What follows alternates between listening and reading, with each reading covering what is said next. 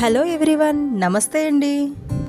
శ్రీ వెంకటేశ్వర స్వామి ఆలయం ఆంధ్రప్రదేశ్లోని చిత్తూరు జిల్లాలో తిరుపతిలో ఉంది. ఇది అందరికీ తెలిసిన విషయమే. ప్రస్తుతం కలియుగంలో భక్తుల పాలిట కొంగు బంగారమే కోరికలు తీర్చే భగవంతుడు శ్రీ వెంకటేశ్వర స్వామి. అందుకే ఈయన భక్తులు కలియుగ వైకుంఠుడు అని అంటుంటారు. వెంకటేశ్వరి నామాన్ని ఒక్కసారి స్మరిస్తే చాలు చేసిన పాపాలన్నీ తొలగిపోతాయి. వెంకటేశ్వర స్వామి వారిని దర్శించుకునే లక్షలాది భక్తులు తిరుమల గురించి కొన్ని వాస్తవాలు తెలుసుకోవడం మంచిది. మొదటిది, ఆలయ ప్రవేశంలో మహాద్వారానికి కుడివైపున వెంకటేశ్వర స్వామి వారిని శిరస్సుపై అనంతాలువురు కొట్టిన గుణపం ఉంటుంది. చిన్నతనంలో ఆ స్వామివారిని ఆ గుణపంతో కొట్టడంతో స్వామివారి గడ్డంపై గాయమై రక్తం వస్తుంది.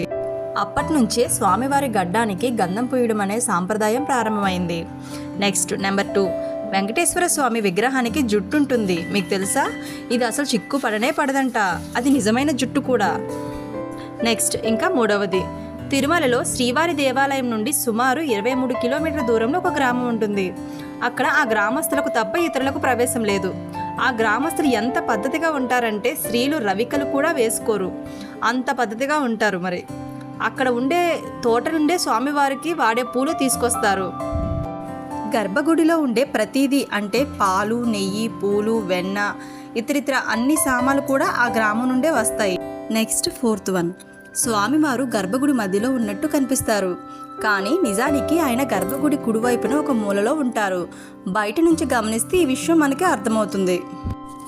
నెక్స్ట్ 5th వన్, స్వామివారికి ప్రతిరోజు కింద పంచే పైన చీరతో అలంకరిస్తారు. ఇది అందరికీ తెలిసిందే, అవునా? ఆశ్చర్యకరమైన విషయం ఏమిటంటే దాదాపు 50,000 ఖరీదు చేసే శ్రీవారి సేవ ఒకటి ఉంది. ఇది బహుశా అతి కొద్ది మందికి మాత్రమే తెలుసున్న సేవ. ఈ సేవలో పాల్గొన్న భార్యాభర్తలకు చీరను స్త్రీకి, పంచె పురుషునికి ఇస్తారు. ఈ టికెట్ దొరకడం కూడా చాలా కష్టం. తక్కువ టికెట్స్ మాత్రమే అమ్ముతారు. నెక్స్ట్ 6th వన్, గర్భగుడిలో నుండి తీసేసిన పూలన్నీ కూడా బయటికి తీసుకొని పోరు. స్వామివారి వెనకాల ఒక జలపాతం ఉంటుంది. అందులో వెనక్కి తిరిగి చూడకుండా పడవేస్తారు. 7th వన్, స్వామివారి వెనక భాగం వీపు మీద ఎన్నిసార్లు తుడిచినా తడి ఉంటుంది.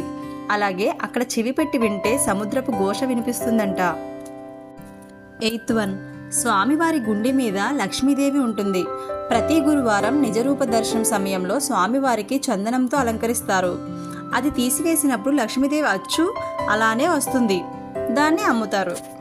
9th వన్, చనిపోయినప్పుడు వెనక్కి చూడకుండా ఎలా కాలుస్తారో అలాగే స్వామివారికి తీసివేసిన పూలు మరియు పదార్థాలు అన్నీ పూజారి వెనక్కి చూడకుండా స్వామి వెనక విసిరేస్తారు. ఆ రోజంతా స్వామి వెనక చూడరు అని అంటారు.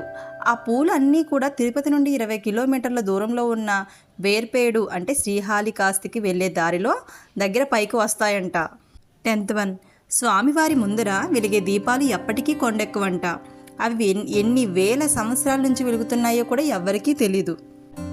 అలాగే క్రీస్తు శకం 1800వ శతాబ్దంలో గుడి 12 ఏళ్ల పాటు మూసేశారంట. ఎవరో ఒక రాజు 12 మందిని గుడి దగ్గర తప్పు చేసినందుకు గాను హతమార్చి గోడకు వేలాడదీశారు. ఆ సమయంలోనే విమాన వెంకటేశ్వర స్వామి వెలిసిందని అంటారు. అంతేనండి. Thank you for watching this video.